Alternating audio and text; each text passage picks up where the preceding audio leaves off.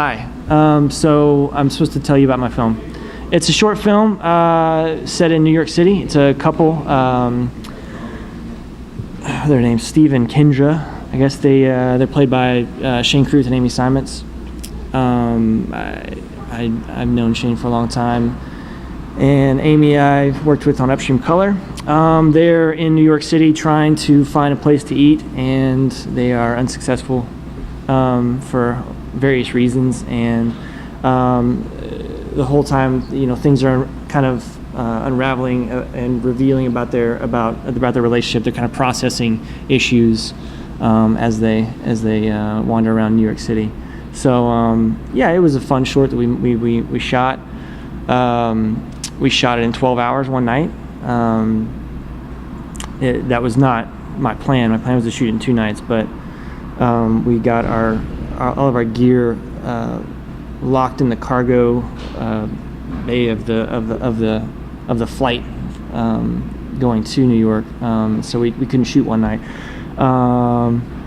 It's a fun little short we made. I don't know if that tells you anything. You guys should. What's it like shooting on the fly like that? Was something going wrong with that? Well,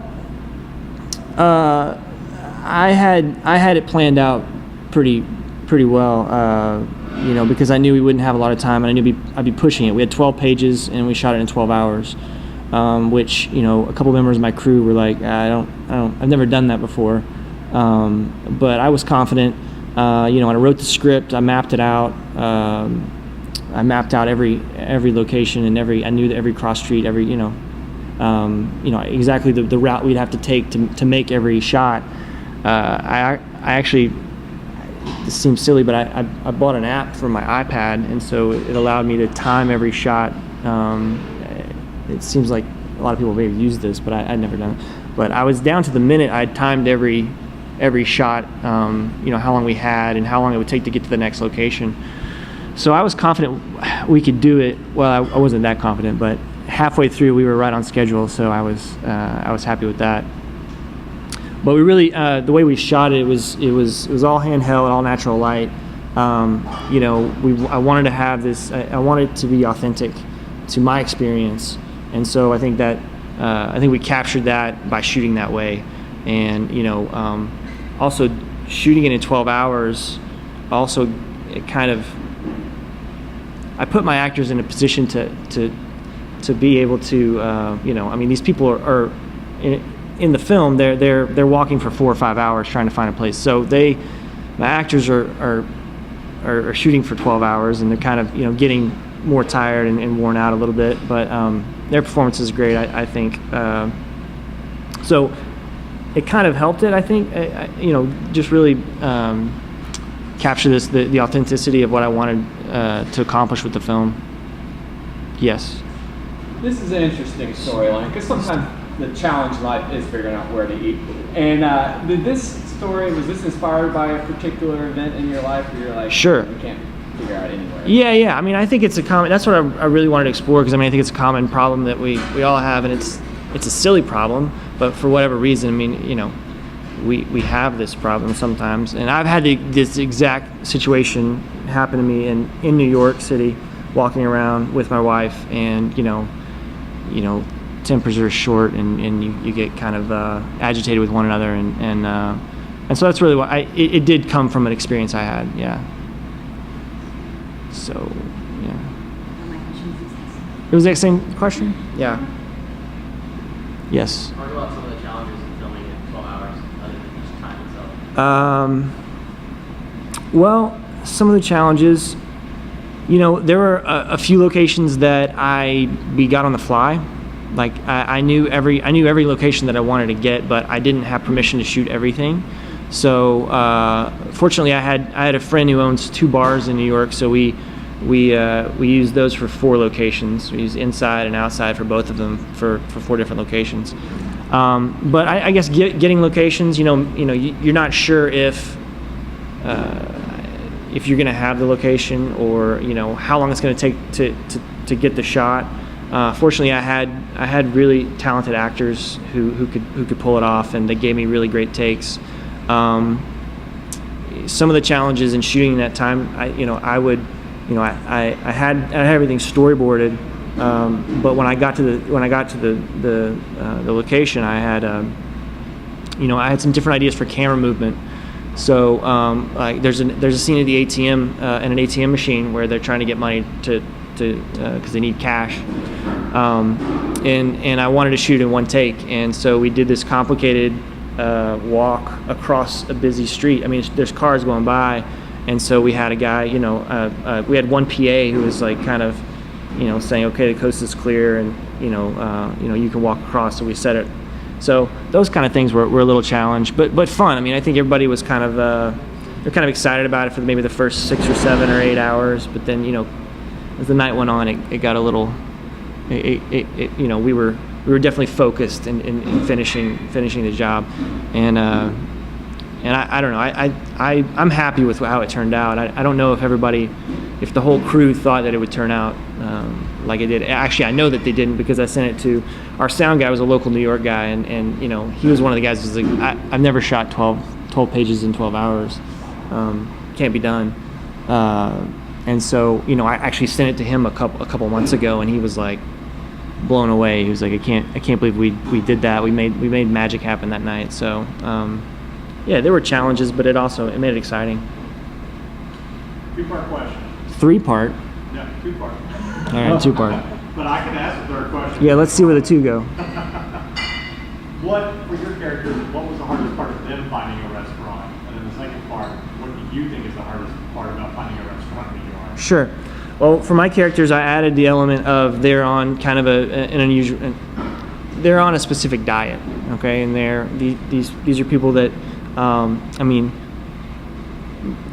to look at them, you wouldn't think that they need to be on any kind of, just to be healthy, right? But they're on a specific diet, and so that kind of adds an element of, they have to go to a restaurant, find out if their dietary restrictions will allow them to eat there, wait times, so these are things that prevented them from kind of going to places, or it's the classic. You go to a place and they say the wait is an hour, and you end up leaving that place, and it takes you an hour to find another place when you could have just stayed at that first place. It's that kind of thing that goes on. And what is the challenge for me? Well, and this comes out in the short. Obviously deciding what kind of food I want is often an issue, but also going into a restaurant where I feel kind of, awkward, or there's not really like this, person that greets you, and you're not sure if you're supposed to sit down or if there's supposed to be somebody that you're waiting on. So that kind of awkwardness and kind of is something that prevents me from going into some places, because I've walked into places and no one comes, and I'm not sure what needs to happen here because I've never been to this place before. So I end up leaving. And in New York, it's different, because in Dallas, right? I mean, I've been in the car with my wife, and you just drive for a long time. But in New York, you're walking 5 or 6 blocks, sometimes to find it. And look, there's tens of thousands of restaurants in New York, so I thought and that's another element that I think it's funny to me, these situations that I find myself in that are, kind of, I put myself in it. It's more difficult than it should be. Favorite restaurant, New York, Dallas? Ooh, that's difficult. You put me on the spot there. Favorite restaurant in New York? I don't know the name of it, but there was my wife lived in West Village, and there's a little Indian place that I really liked. I can't remember the name of it, but actually Mamoon's is near NYU, and we shot there. It's right outside the comedy. You guys watch Louis? So the comedy club, the Cellar. It's right next door to that place. Mamoon's. It's a little. You can get like falafel for like $4 or something like that. It's really great. And actually, they only take cash, and that's actually part of the movie. So, spoiler. In Dallas, let's see. I don't know. We eat a lot of places. I don't know. We go to so many. Let's see. What's kind of a staple? I have kids, so we have like this narrow. When I go out with my wife, we like to try the new things that are out. We go to Oak Cliff sometimes. Lucia is pretty great. those kind of restaurants when I get to go out with my wife, which is like once a year. Pretty much. But you know, I end up at Torchy's a lot with my kids because they eat cheese quesadillas. And so it's like, yes, ma'am. Did you ever feed your actors that night? Oh, I did. That was the great part about it. We didn't have a problem finding because I knew where we were going, right? So I had it all planned out. Pret a Manger. I don't know if you've been to New York. It's like a little. It's just like a chain, and they have kind of pre-wrapped deli stuff. It's like, you know, sandwiches are already wrapped up there. Some of them are hot. It's great. You should try it. But I did feed them. No, that was kind enough to do that. Yeah. So you're working at times without permission and definitely without the luxury of, you know, shutting down the street and bringing in Yeah. extras. Sure. Did you have anyone that you had to explain what you were doing to, or had to kind of Absolutely. force them into getting out of the shot? Absolutely. Well, that's really what I wanted to do. I wanted to, you know, you get the production value of shooting in New York, right? You have tons of extras. I mean, they're everywhere, and so you know, everybody's moving. People, you know, I did a little test the day before, like, okay, is anybody gonna like look at the camera? Or are they gonna even pay attention to us making this film? And they're not. They really weren't. They're used to seeing cameras or whatever. But you know, yeah, there were, you know, there was a scene where, you know, we stole the inside of a bodega. So I had my actors inside the bodega, and we were sitting outside on the corner and shooting them.